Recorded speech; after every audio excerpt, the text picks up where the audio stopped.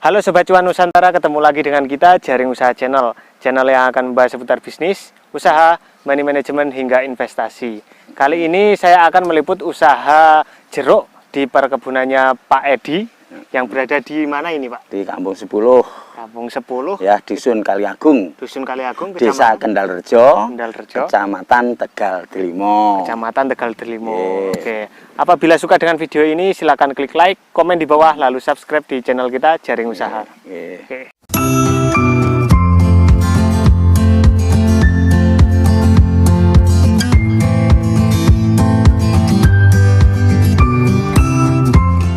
Oke, selamat sore Pak. Selamat sore.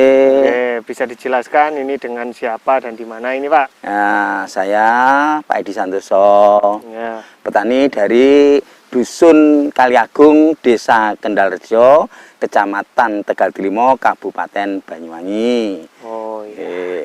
Ini usahanya di bidang apa ini Pak? Ini di bidang pertanian, utamanya tanaman keras, yaitu budidaya buah jeruk ini ya. Jeruk yang ada di samping saya ini usianya 1 tahun 10 bulan ini ya. Pak ya. Usianya seperti ini ya, mulai pertumbuhan tanam sampai sekarang seperti ini. Nah, karena masih kecil, ini belum ada belum saya jadikan buahnya.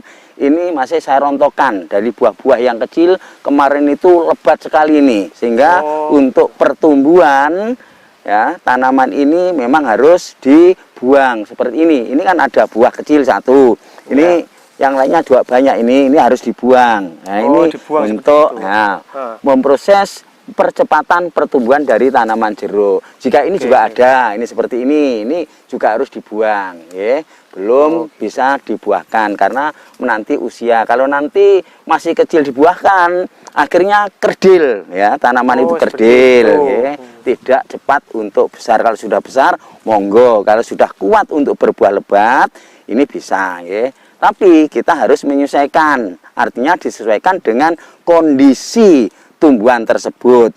Ini jangan dibuahkan semuanya dari masing-masing ranting kok rantang ya. Ranting apabila nanti sudah banyak bunga dan berbuah, mohon ini nanti juga harus dihilangkan sesuai dengan kemampuannya. Ini kemarin pada waktu ini masih sudah besar ini. Pada waktu kami merontokkan buahnya, memetik buahnya agar semuanya hilang, ini tertinggal ini, selamat ini, lepas dari mata sehingga bisa besar, tapi tidak apa, tidak banyak, tidak banyak beban dari tumbuhan ini kan masih bisa untuk tumbuh besar cepat. Kalau lebat sekali, mohon tidak ya, tidak dijadikan buah ini. Oke. Itu. Nah Pak, ini saya belum tanya lahannya ini. Kalau lahannya sendiri ini luasnya berapa Pak? Kalau yang ada di sini 1,5 hektar ya. Coba, ukurannya di sini ada 7.085 meter persegi. 7.085 meter persegi, itu setengah bahu ya. Setengah bahu. Kalau hektar itu ukurannya kan 5.000 ya. Ini hektar itu 7.000 ini ya. 7.085 meter persegi. Tanaman jeruk ini saya bagi jaraknya 4 kali 3, artinya ke utara selatan jaraknya 4, terus lari ke timur dan barat ini 3 meter ya ini. Nah, sehubungan dengan pertumbuhan ini masih ada tempat sana tanami jagung ya. Untuk yang sebelah selatannya tanaman jeruk ini saya buat 2 jalur tanaman jagung. Yang sebelah utaranya 1 jalur tanaman jagung. Setelah ini akan saya bebaskan biar pertumbuhannya lebih cepat, perawatannya pun lebih mudah. Ini ini hanya untuk memanfaatkan lahan yang bisa ditanami untuk tumpang sari. Tapi untuk jeruknya sendiri Pak, dengan lahan 1,5 hektar lebih ini berapa pohon Pak? Ini karena posisi tanah atau sawah ini menceng ya, yang utara lebih panjang, sebelah selatan agak pendek. Ini memakan sebanyak 310 pohon jeruk ini ya. Ini semuanya 310 dengan ukuran 3 kali 4 meter persegi. Ini tanamannya. Kita bahas mengenai jeruknya ini Pak.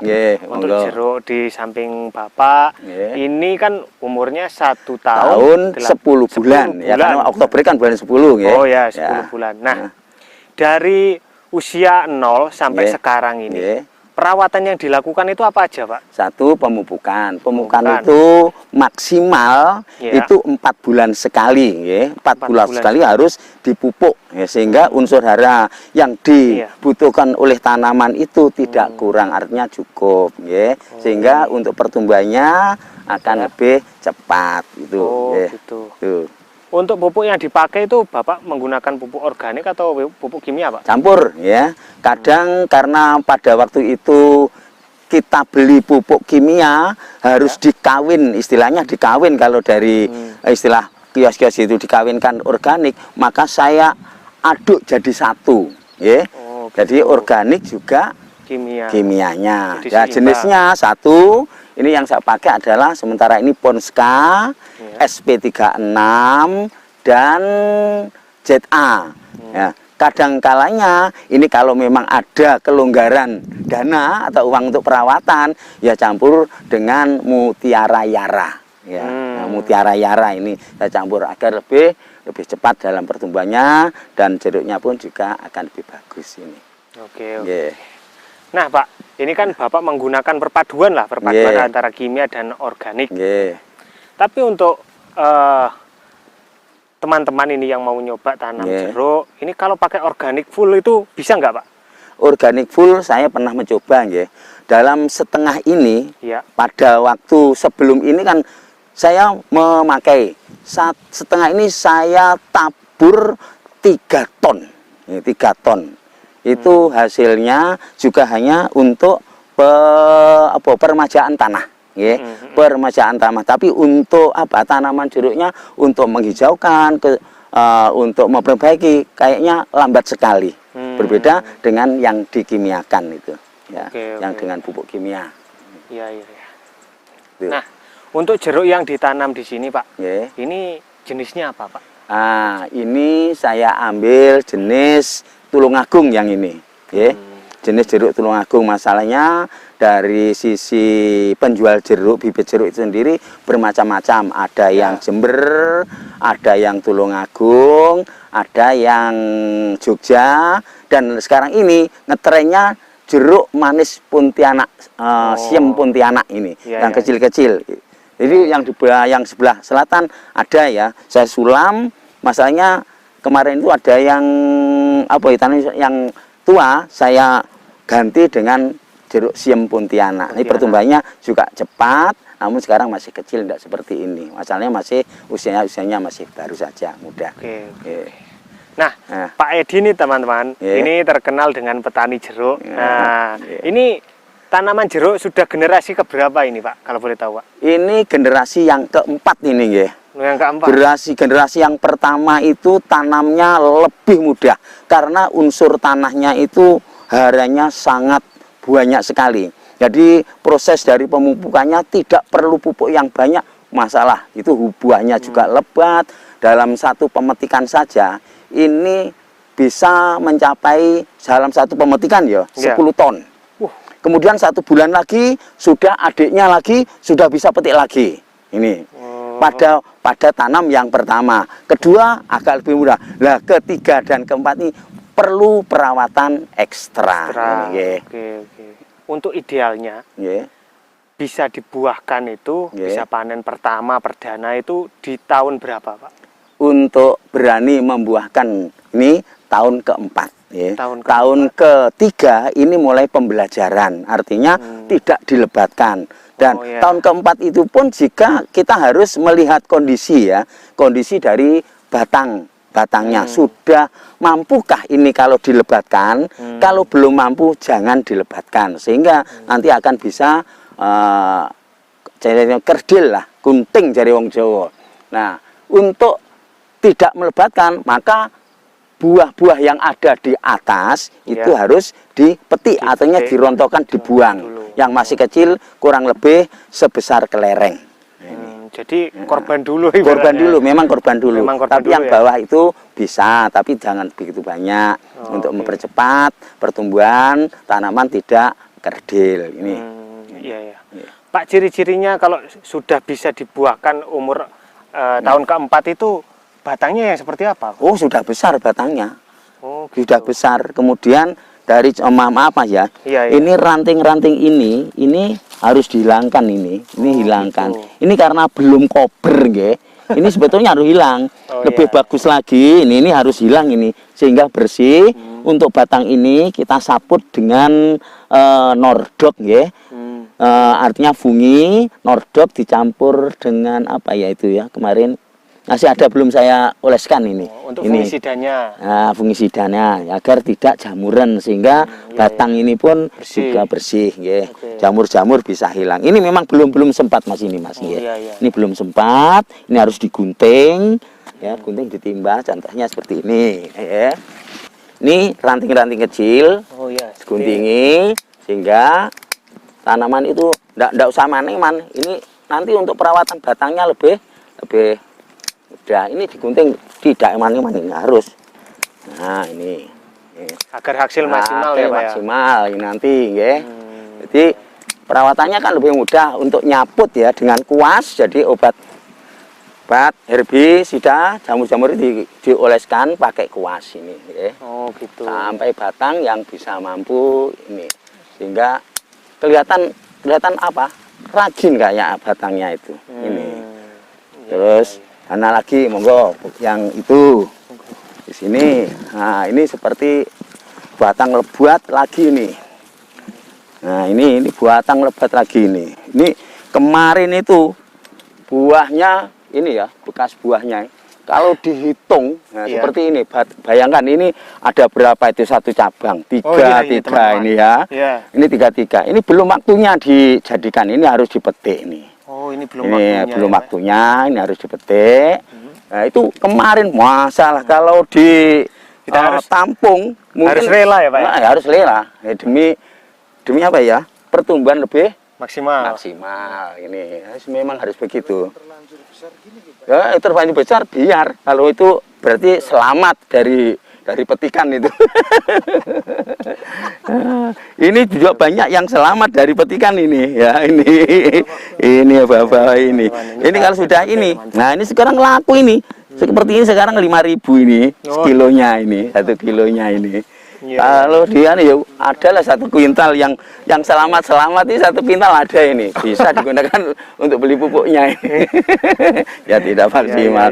Ini kan atas ini kan selamat ini artinya. Ya ini selamat dari petikan ini. Ya memang tidak kober. Karena banyak pekerjaan latihan ya itu ya. Ya seperti ini ya.